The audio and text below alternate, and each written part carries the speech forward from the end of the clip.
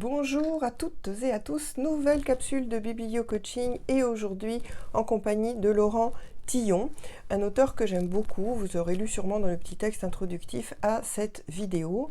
Il se trouve donc qu'il est responsable biodiversité à l'ONF et que par ailleurs il a une très jolie plume, je trouve, et que c'est très agréable de le lire. Il balance bien, il équilibre bien des données très techniques, très érudites et une fluidité dans son écriture et les propositions qu'il a. J'en ai retenu deux pour aujourd'hui, une fois n'est pas coutume, toujours du même auteur donc. Nous aurons Être un chêne, d'une part, et nous aurons Et si l'on écoutait la nature, d'autre part. Tout simplement parce que je pense que parfois, même si nous sommes en ville, eh bien c'est intéressant de regarder autour de nous et encore une fois de constater que la nature est source d'inspiration pour nous, que ce soit dans nos vies ou pour celles et ceux d'entre vous qui écrivent dans leur écriture.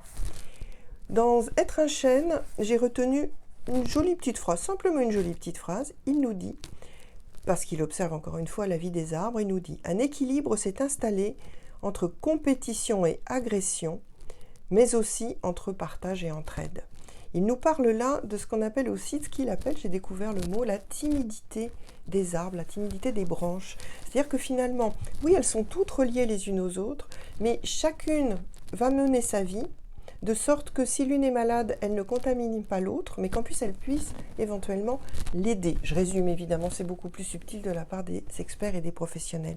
Et j'aime bien cette idée, et j'avoue qu'en coaching, maintenant, je me sers de cette phrase, cette distinction qu'il fait donc entre la compétition, l'agression, le partage, l'entraide.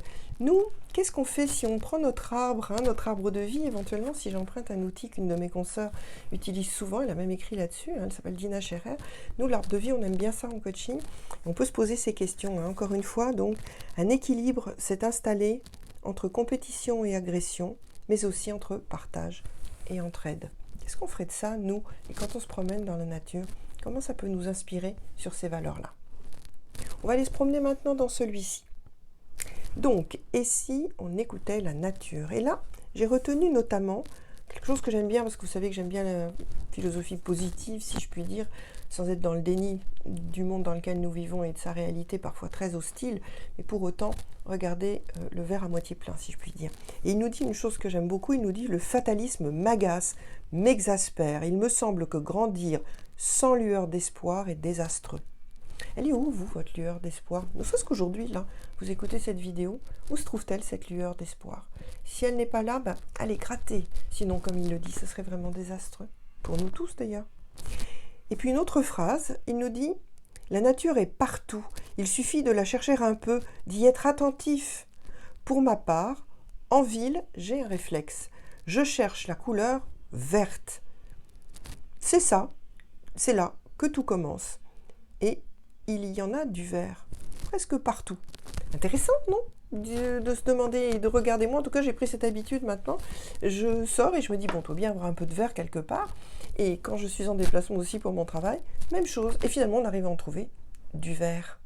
Voilà, et bien sûr, ces conseils issus de la nature et donc de Laurent Tillon, je vous dis à très bientôt pour une autre capsule de Biblio Coaching.